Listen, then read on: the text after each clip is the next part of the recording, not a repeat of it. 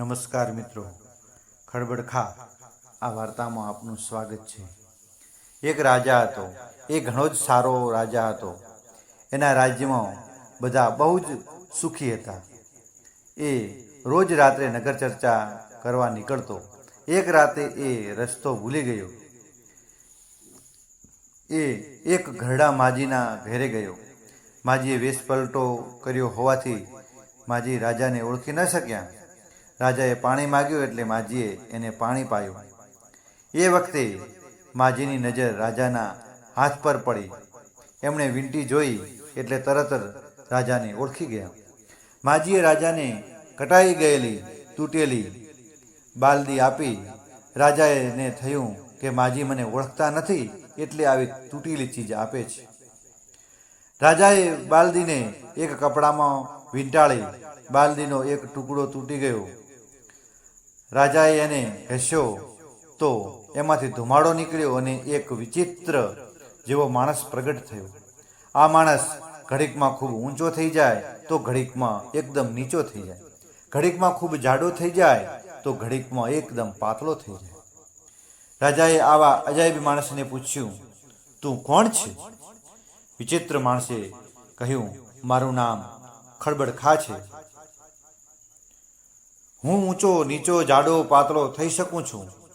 હું તારું કોઈ પણ કામ કરી શકું છું. રાજા ખળબડખાને પોતાની સાથે લઈ ગયા. રાજાએ એમને કહ્યું કે મારો બગીચો સાફ કરી આપ.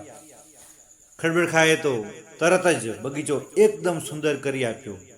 રાજાએ ક્યારેય આવો સુંદર બગીચો નહોતો જોયો. રાજા એમને ખૂબ જ માનપાન આપવા લાગ્યા. રાજાની હજામત કરવા આવતા હજામને આ ન ગમ્યું. એમણે રાજાને કહ્યું કે તમે ખળબડખાને કહો કે હિમાલયમાં થતું જીવતું ઝાડ ગાતું પક્ષી લઈ આવે. રાજાએ ખળબડખાને કહ્યું તો એ કહે કે આ તો બહુ જ મુશ્કેલ છે. રાજા કહે કે તમે નહીં લાવો તો હું ખાવા પીવાનું છોડી દઈશ. ખળબડખા હિમાલય જવા ઉપડ્યો. ખળબડખા ખૂબ જ ઊંચો થઈ ગયા અને લાંબા પગલાં ભરતા હિમાલય પહોંચી ગયા.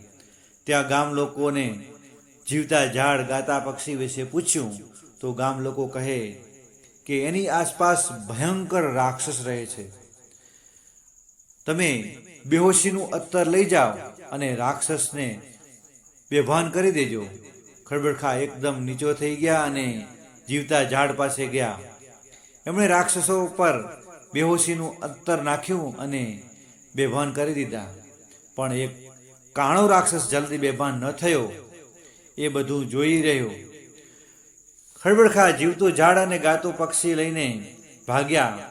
એ કાણો રાક્ષસ જોઈ રહ્યો. ખળબડખાએ રાજાને જીવતું ઝાડ અને ગાતું પક્ષી આપ્યા એટલે રાજા તો ઘણો ખુશ થઈ ગયો. ખળબડખાના માનપાન ઘણો વધી ગયા. આથી હજામ વધારે ખીજાયો.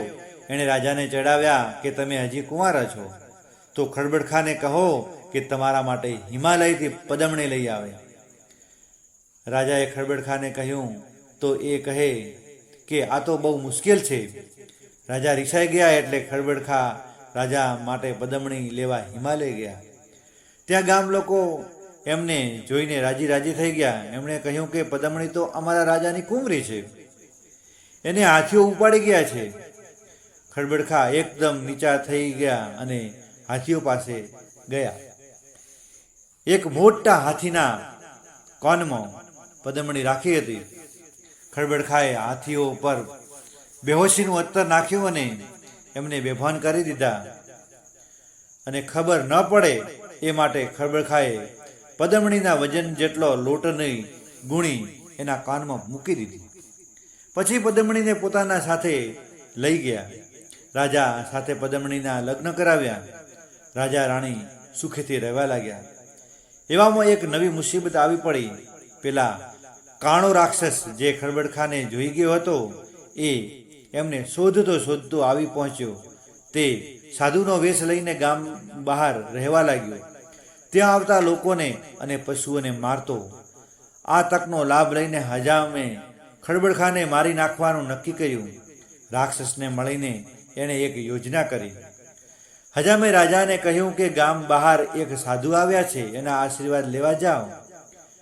ખળબડખાને પણ સાથે લઈ જાઓ. રાજા ખળબડખાને લઈ ગયા. રાક્ષસ તો આ તક જોઈ રહ્યો હતો. એણે રાજાને કહ્યું કે હું તમારા રાજ્યની શાંતિ માટે એક હવન કરીશ.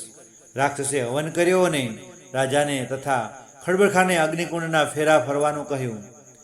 એનો ઈરાદો ખળબડખાને અગ્નિકુંડમાં નાખી દેવાનો હતો, પણ ખળબડખા ચેતી ગયા. તેઓ એકદમ ઊંચા અને જાડા બની ગયા. તેમણે રાક્ષસને ઉપાડીને અગ્નિકુંડમાં નાખી દીધો. હવે ખળબડખાએ સમજી ગયા હતા કે હજામ જ આ કાવતરા કરે છે. એમણે તક મળતા જ હજામને ભગાડી મૂક્યો. પછી એમણે પાછા જવા માટે રાજાને અનુમતિ માગી. રાજા તો એમને હંમેશા પોતાની સાથે જ રાખવા માંગતો હતો, પરંતુ ખળબડખાએ કહ્યું કે તેઓ કાયમ ત્યાં ન રહી શકે. ભવિષ્યમાં કોઈ મુસીબત આવે ત્યારે બોલાવજો. ખળબડખાએ વિદાય લીધી. રાજા રાણી આનંદથી રહેવા લાગ્યા. ખળબડખા જાદુઈ શક્તિવાળા અજાયબ માણસની વાર્તા, રાજા હજામ અને રાક્ષસની લોકકથા તમને કેવી લાગી કોમેન્ટમાં જરૂરથી કહેજો.